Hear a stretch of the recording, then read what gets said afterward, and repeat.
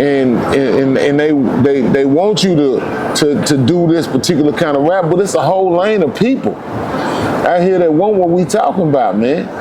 They constantly say, man, how come y'all quit rapping?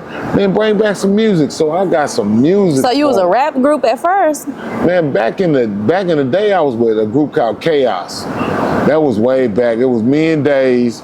Then we let a couple of other people in, and that messed up the group. And so then I started doing my solo thing, you know. And then I quit rapping, man. I had my babies. I was in Atlanta doing some music, and then I had Suge, and I focused more on being a daddy than trying to do some music. So I did something here and there, but I would write and stuff like that. But ain't nothing wrong with it. Ain't nothing wrong with taking a break, you know, much needed. I took a long break. If you talented, it don't matter when you, as long as you pop back out. And you did. You pop back out, your shit went viral, like crazy viral. I was like, excuse me, this is going like ballistics viral. And I was eating on that shit. And I'm like, okay, you had something to say. Like, okay. Yeah. So the song is called what? I'm in Dallas. What is it called? Oh, that's the one you popped out. I'm from Dallas. Yeah, I'm from Dallas. That's the main one. That was the first one you popped back out with. I'm from Dallas. I felt like that was the beat was driving enough, and I gave it to him back in the same manner that we used to rap. You feel me? Yeah. I didn't. I mean, and that nostalgic sound is on purpose. It's by design. Right. Because hey, man, I ain't. You know, this is what we listen to. Yeah, it's kind of making a comeback too. Like, you know, you heard Juvenile's new shit. Yeah, like that shit's kind of similar a little bit. I put my album against Say. I put my Say. I would too. I haven't heard the whole album. I only heard a couple. I got a song up in here, man. This song here, I don't know if you can hear it when I play it on the phone. Well, the microphone will get it. But this one here called Coming Down, I put a Houston swagger to it.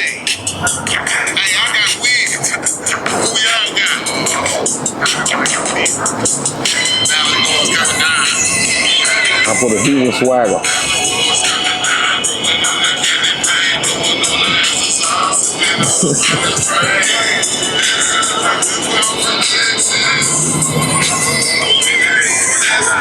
So what do you make music for? What's your purpose? Like, why do you do it? Cause I love the music. It ain't. I don't. You know what? It be sounds that be in my head. I can't get them out. And I do it because I love when people, they smile when they listen to it and their head get to nod, them beats, and I love the melodies. I lose myself in the music. I dream music. You know, it's always been a part of me. So I make it for the love of it. Cause I got some shit.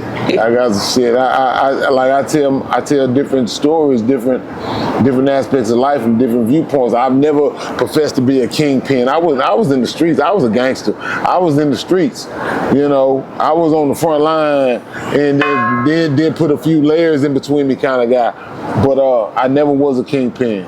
So I feel like nowadays everybody want to say that's what they are, even if they not, like, just for the title aspect. And it's kind of like you purposely not carrying that title. Like, what's the reason though? I never wanted to be the kingpin. I just felt like all I got to do was enough to feed me and my family and live. I ain't trying to get fat. I just want to get chubby. You know what I'm saying? So I was never greedy with it. And even though I did a lot of, you know, missteps in life, there's redemption after that. But it's like I never wanted to portray myself like something that I ain't. I was a G. I was in the trenches. I get my own hands dirty.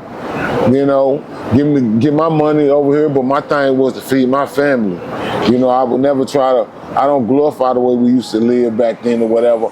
But no matter how noble it is, man, back then it's just like, hey, that's what it was, and we did wrong. We learned from that shit. Now I live totally righteous.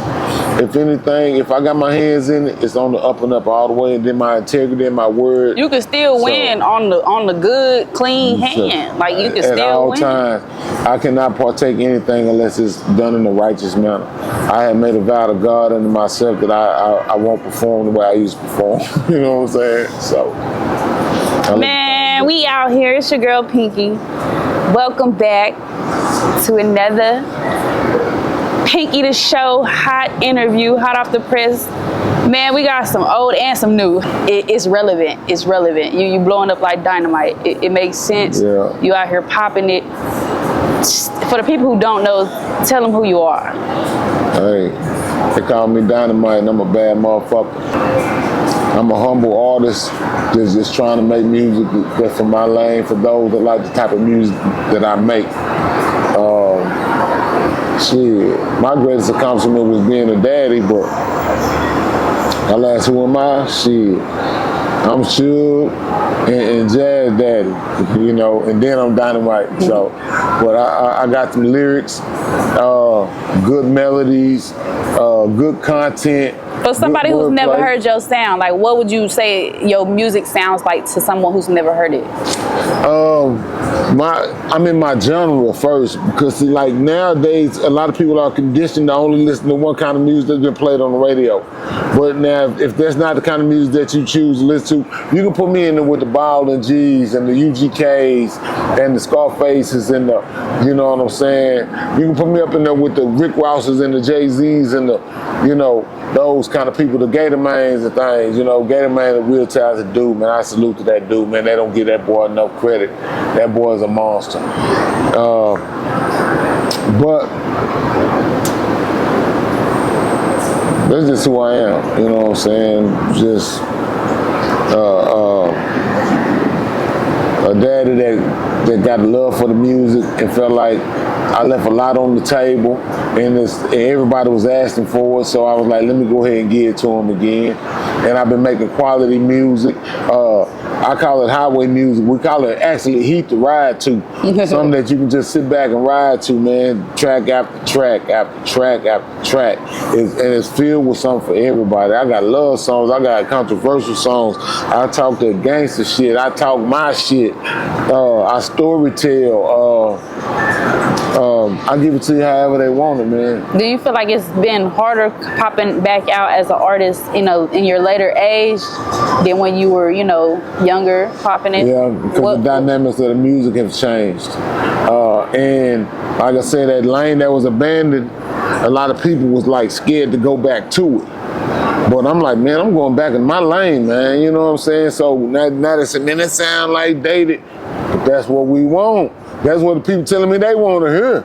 So it ain't dated, it's just back in our lane. I don't have to I can put some smooth grooves on, talk that gangster shit, sip some syrup and blow some green. There's some horns and some you know what I'm saying, some organs in the background, and we dirty south. I feel like a good artist has a healthy balance of loving the art that they do and creating for the people who they do it for. You know what I'm saying? The people who love the stuff that they do. Yeah. So I feel like you might, you know, you can go far with it. Not might, but you know, you can. You are. You going far with it. And it's like you got a skill that other people can't really tap into just by having the passion for it. You know what I'm saying? A lot of people doing it for a check or doing it for the clout. You know what I'm saying? You doing it because you love it and the shit sound good. So it's like, well, thank you. It's only going up from here. You got any plans of traveling outside of Texas and working with other artists? Yes, man. I would love to go down there and work with Lil Kiki and Slim. I mean, it's a lot of Dallas artists and DFW people that I would like to work with. Like who? But you know, my partner Black, but you know, he doing his thing. So but like I work with like, man, Shafi the Chef out of Fort Worth. The boy got something. I've never heard of this name. Man, Shafi the Chef got something. I'm gonna look him up though. Shout him out. Okay. I got a song with him and Bulldog the Game. We got a song called Mask On. And what's that about? Like it's in 3 different parts. Like my segment, you hear like commotion, they snapping cameras, and the dude tell them, I want to be alone, get out of here, y'all just roaches and leeches trying to take from me, you know what I'm saying? Then my verse come in, I'm talking about getting it to him on the gangster level. Then Shafi come in, you hear the like a drug bust, and he talking because he shot at the chef, and he talking about how he whipped it up. Then at the end, Bulldog the game, he a family man, so I had a segment come in where the Godfather comes in speaking about if you're not a family man, then you ain't nothing, this and that, you know. But it's a nice y'all song. Storytelling, basically. Yeah, it's a nice record. That's what's up. Yeah. Okay. How about like Atlanta, you know what I'm saying? The South, Mississippi, all of that. Any artists out there? I stayed in Atlanta. Artists in Atlanta. I still like Young Dro, the way Young Dro used to rap, but as far as the ones that's popping, then you know, I'll go over there and fuck with Gucci, man. With Gucci Man? Yeah, I'll fuck with Gucci. You gonna fuck with Gucci Man after the shit that just went down with Shiesty and him? That ain't got nothing to do with me. I'm a G, he a G. We do business how business supposed to be done. This legal business, not street business. So I do something with Gucci if we speaking on Atlanta. Do you feel like that his legal business with Pooh Shiesty was kind of flawed? You feel like Shiesty had a reason to do what he did, or? I think I would have felt some type of way from what I've heard, the way that he got home, didn't have no money, and they wasn't welcoming him home. From what I've heard, I mean, I'm not in their business and I don't know like that, but I would have been upset, but the manner that you take care of business is not that manner. There's a difference between business and street shit. And so then they were like, Gucci snitch. Gucci, what the fuck you mean snitch? He didn't snitch. He told them, the motherfucker, y'all niggas kidnapped me. What the fuck? He's supposed to say what he said. Snitching is if me and Pooh Shiesty doing something together and we get caught, then I tell it. You feel me? That's snitching. You feel but a nigga pulling some guns on me, taking my shit, and the police say, who did it? And I say, them motherfuckers, that's not snitching. He did what the fuck What's he's that supposed called? to do. That's called, motherfucker, y'all niggas tried to kill me behind this shit. The fucking police gonna take y'all funky ass to jail. Y'all stupid. You supposed to get lawyers for this shit. This is not street business. This is not crack business. This is legal business. You goofy? It would be different if it was some street business. Then okay, motherfucker, you keep your mind set. It's illegal. This legal shit. Y'all can't kidnap me on some legal shit. Nigga, get your lawyer. Fool. That's retarded. Oh, but I would have been mad too. I was like, motherfucker, I got home, I ain't got no money. So I understand. But I wouldn't have went to that extreme. But he had money. He was posting all the money and doing all the little video shoots and stuff. What I'm saying is, nigga, I get out, I've been home 30 motherfucking days. And I'm finna do some dummy shit? No. Somebody around him should have said, "Dawg, wait a minute." What if it's fake though? Man. Like, what if this is fake and like they're just doing this for publicity or something? Sometimes you gotta take that L. Sometimes you gotta take that L and bounce back, keep doing what you gotta do. It's like, hey man, we take L's all the time. I win so much that when I take an L, it's just part of the game. But I would have probably been upset, but if I had to do something with an Atlanta artist, it probably would be Gucci. And I like Jeezy, and I like 2 Chainz. I think you and 2 Chainz will set it off. Yeah, I like 2 Chainz too. He got some spit. And the reason I say Gucci is not because I think Gucci's rap style is really not. I don't like the way he really sound like that. But Gucci got a style, and people vibe to Gucci. You know what I'm saying? And he got that Atlanta-based sound, and I think I can rock out with that. But if I can work with any producer out of Atlanta, it would be Lil Jon. Okay. Hands down, Lil Jon. Okay. Lil Jon. I know they be watching little shows like this and shit. Yeah, but Lil Jon, say man, if Lil Jon, I would do a song, I would have Lil Jon on it. Coming on there, like, yeah, like the old Lil Jon, right?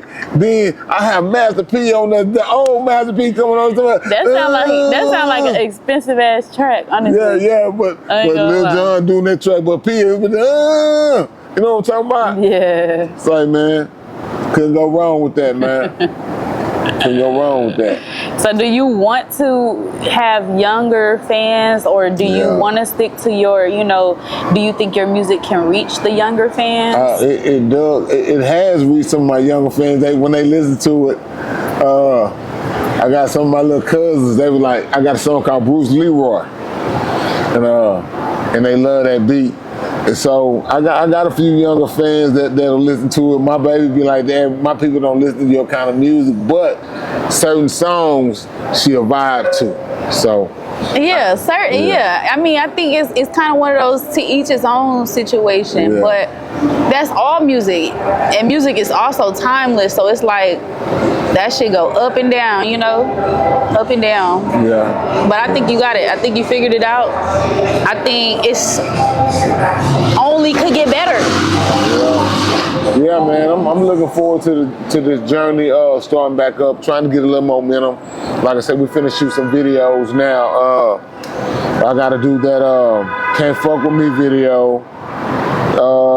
We're shooting Situation Number 9 video. That's what I got, what we call Southern Fried G-Funk. Southern what? Say it again. Southern Fried G-Funk. Okay, what's that mean? It's a twister like that. It's some funk, like, you know how like the West Coast had that G-Funk? Yeah. Then I got the Southern Fried G-Funk. You know what I'm saying? We Southern Fried, we from the South, man. They say we was country. We Southern Fried.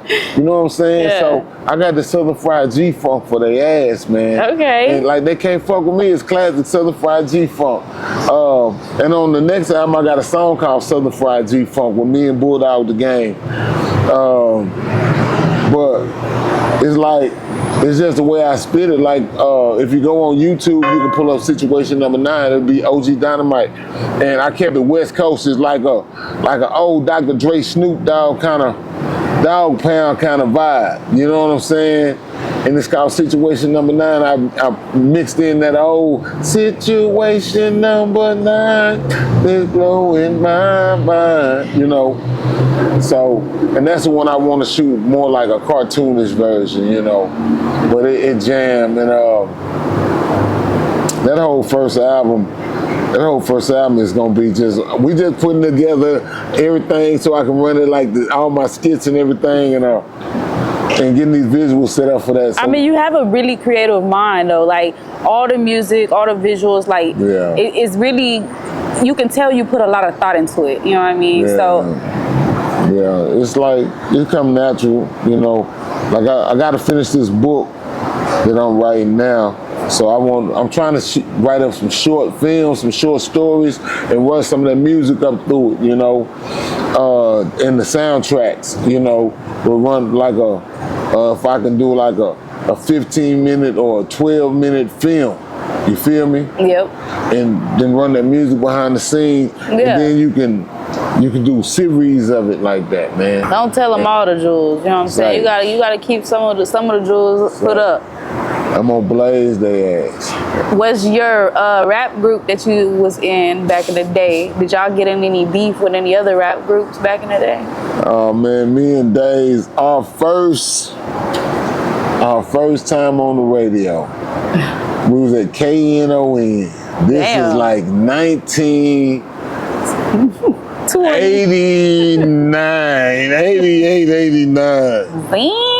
Yeah, this is like 1988. We get on the radio station right off San Jacinto, and we had our first song. DJ Polo was there, and we did a song we had called "Step Off," dissing the left and right shoe MCs. Ain't that a crazy name? The left and right shoe, and I don't know why we was dissing them, but that was their name. Yeah, the left and the right shoe MC, right? Hell no. You gotta keep in mind this was the 80s. Hell no. So y'all played that on the radio, the diss track? Yeah. Damn. This is the first song we ever did, was a song called "Step Off," and I don't know why we was dissing them. Right. But Days was like, "Hey man, let's diss these folks." And I was like, "All right, man, whatever. I'm down with you." So How old was you at this time? At that time, I think the first time I was on the radio, I was like 16. Damn, 16, that's a hell of an accomplishment. Yeah, man. And then we started. And you put a diss track with your little disrespectful self. So what did they say in response? Anything? They had said, they came out with something. It was weak, whack. Okay, so they put a song out, but how are they putting songs out in 1988? We would go up to the radio station, take them your tape. And they'll play your tape. So they'll play your diss track on the radio.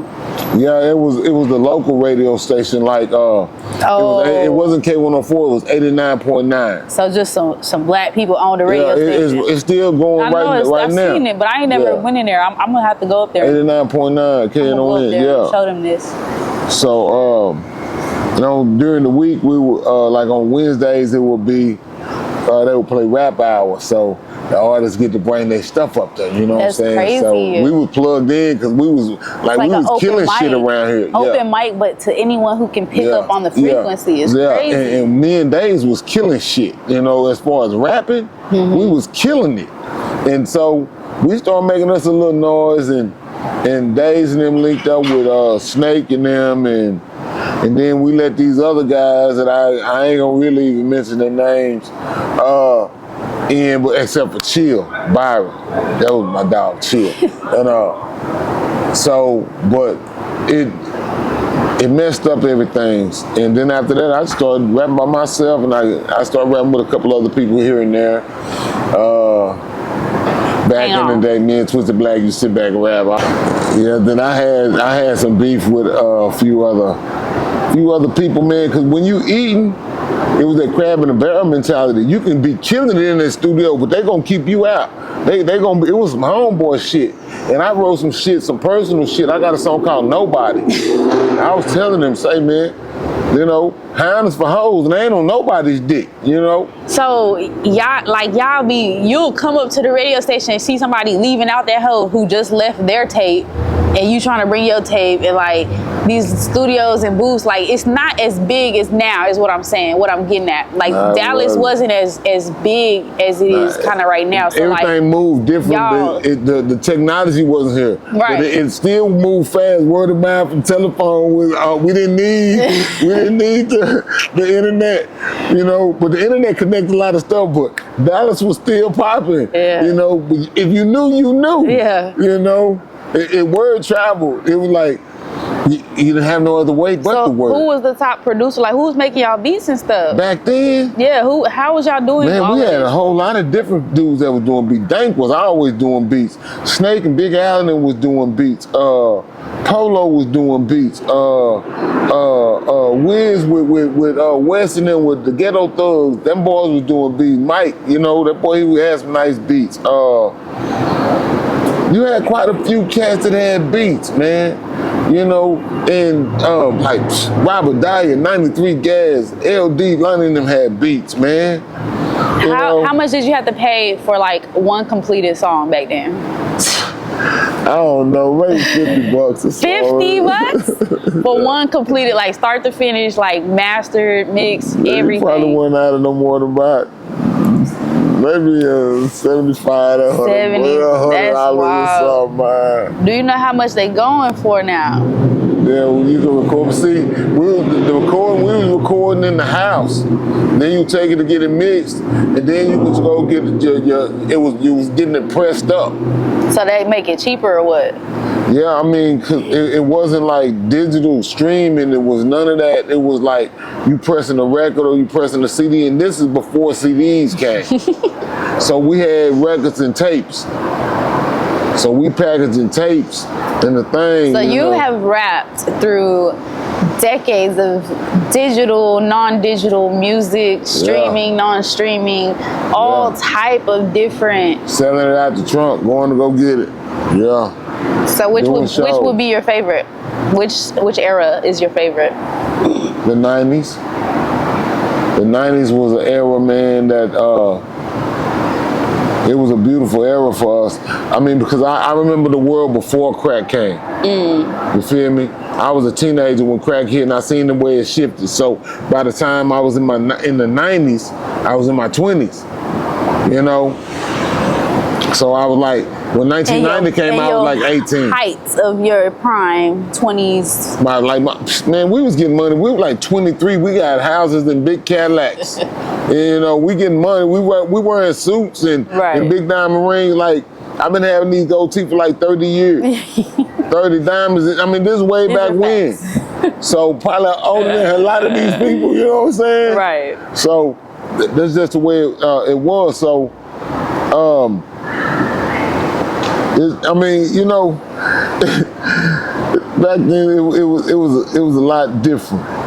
It was a lot different, and as a youngster, we was getting at some money. It's different than the way it is now. We were more self-reliant. It wasn't broadcast. You know, we was out there, you know, getting some bread, man. Even though we was tricked out of our position, man. I don't advise nobody to go for their life though, but you know. It's a part of life. Like, yeah. I mean, I had fun. Every, you know what I'm saying? Every ecosystem have its system, so it's like, yeah. But when you know better, you gonna do better. Most definitely. And I tell all my young brothers, hey man, don't get tricked out of your position. Don't get tricked off these streets, man, trying to be bad and all that shit. I mean, no matter how noble it is, when I was just trying to take care of my family, I was still doing wrong. So when them folks get me, that's what that is. But you don't even have to live that life. I had to realize that. You don't even have to live like that. I did that, you know. But being a so-called real nigga don't get you nothing. That's the hardest thing to be, a real nigga. Keep your mindset, stay in line. Don't get you no motherfucking word. Shit. You just a real nigga. You know what I'm saying? You're still a nigga. Yeah, it's just like, man, I'm just a real nigga. So I ain't doing shit. You know, yeah, and ain't no reward for being a real dude, man. But being solid, man, helping everybody and still get shitted on, ain't no reward for going through no hardships. And nigga, what's cool is going home to your family, man. You know what I'm saying? Having a reason to go out and go get it. That's what's cool. I feel like everybody's kind of like changing their mind about, you know, like people want to cool down. People seeing kids overdosing on the smallest of pills, and you know, I think everybody's kind of like, hold on, let's wait a little bit, let's chill a little bit. Like we doing a little too much, you know. I don't know. I try not to partake in all kind of other pharmaceuticals.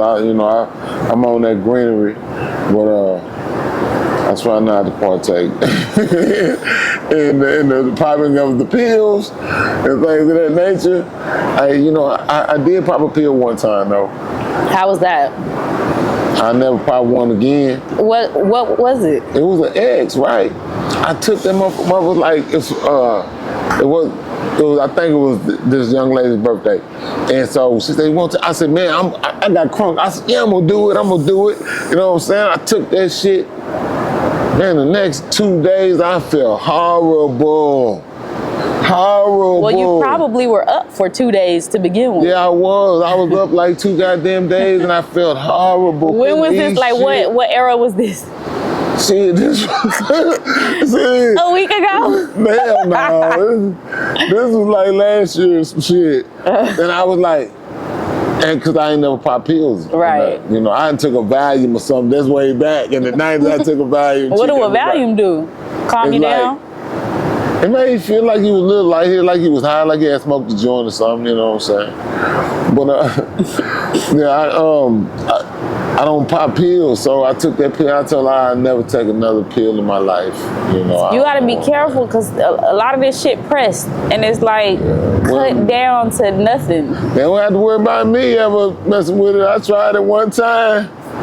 I ain't never tried. Sometimes all it takes is one time for you to take the wrong shit. Yeah, and it fucked you up. For I was life. like, hell no. For life. So yeah, I twist that green, but I don't pop pills and shit. Okay, so you got the salt and pepper going on. For the ladies that like the salt and pepper, what's your status? You single? You out here? I'm single. Okay. I'm single. Okay. Yeah. I'm super duper. You gonna do some shows? Like you got any performances lined up? We're trying to get Big J is trying to he lining some stuff up for me. And so we finna go on this promo run, and then we're gonna be incorporate doing some showcases and things like that. Like I was saying, I'm trying to catch up with Young Thug and Lil Kiki and them and Slim Thug. They're supposed to be coming down there pretty soon. So I'm trying to see, get my people to reach out and try to make that work. Definitely. Maybe, I can get in, tie in, and do something with them Houston cats, man. Because them Houston boys, they making noise right there in their city, man. And I'm down to go down there. I love ain't Houston. shit but a drive. Yeah, ain't shit but a drive. See, I love Houston. You gotta get out the city. Yeah, most definitely. It's more to your career, your rap career. Than just Dallas. You are totally correct. We're gonna make a run for it. Dallas is gonna help you, get there. So it's like, you got a lot of fucking fans. You got a lot of fans to be out here salt and peppering. Yeah, well, thank you. Yeah, they were like, what? They fuck with your music, and that means something when they're genuine. You didn't pay for these likes, you know what I'm saying? Yeah. These are genuine people that you probably know personally, hell. And that means something. So I think yeah, since I started back messing with the music, man, I'm like, everybody be hitting me. I try to answer back. I try to follow people back. Then I looked, I said, man, I got so many followers and I don't have as many following back. So I got to go back through my list and just start following all my followers, man. You know what I'm saying? I got to show that love back, though. I be trying to go through. It just be so many. I just be trying to go through. But I answer back, everything. I'm willing to collab with people. Your fans go hard for you. Or your friends, really. Your family, your friends, your fans. I got some good music. They got to go on YouTube, Spotify, Apple Music, pull up OG Dynamite, but go check out Situation Number 9. It's only on YouTube right now. It's by OG Dynamite, Situation Number 9. I know y'all gonna love that track, man. It's a West Coast vibe, but I tell you, we Southern fried around here. It's the Southern fried G-Funk. Listen to the wordplay, man. Listen to what I'm telling you, man. For real. I got a lot of stuff in the works. I even got a song with my daughter on it. I got Suge singing on the song. I'm gonna redo that song, but I got my baby singing on it. You know? I'm about to check that one out. Okay. Yeah, I got inspiration to do something different to that song, but yeah, I got my baby on there. I got a mixture of songs, man. It ain't just. I got up-tempo, laid back. I got a mixture of things. That's what's up. You know, I try to keep a variety for all the people. I don't like I wouldn't want my album to sound like the extension of one song. Right. I feel like I've been rapping so long, I don't want to just rap one way. Right. You know, every song that sound the same way. Man, that's not creativity to me, man. This is, and people just, they're accustomed to that now. I'm into it for the art. I like to say, words with my mother say, what did he say? Like I said on that knock knock. When I said fuck knocking. See, Murder told me to pull a kick though. Somebody called Buster and tell him I'm going flip mode. Once inside, if the blammy blam happen to jam, I'm gonna take the mouth, stuff it with buckshots. Pammy Pam, body on the boat with no legs. Lieutenant Dan, helicopter. So them is bars. Did you see Forrest Gump? Lieutenant Dan, Bubba Gump Shrimp. Oh my God. Buckshots, Pammy Pam. Come on, man. We gonna see way more OG Dynamite out. Dynamite in the building, CEO 1267 Music. Check out my interview with La Pinky, The Show.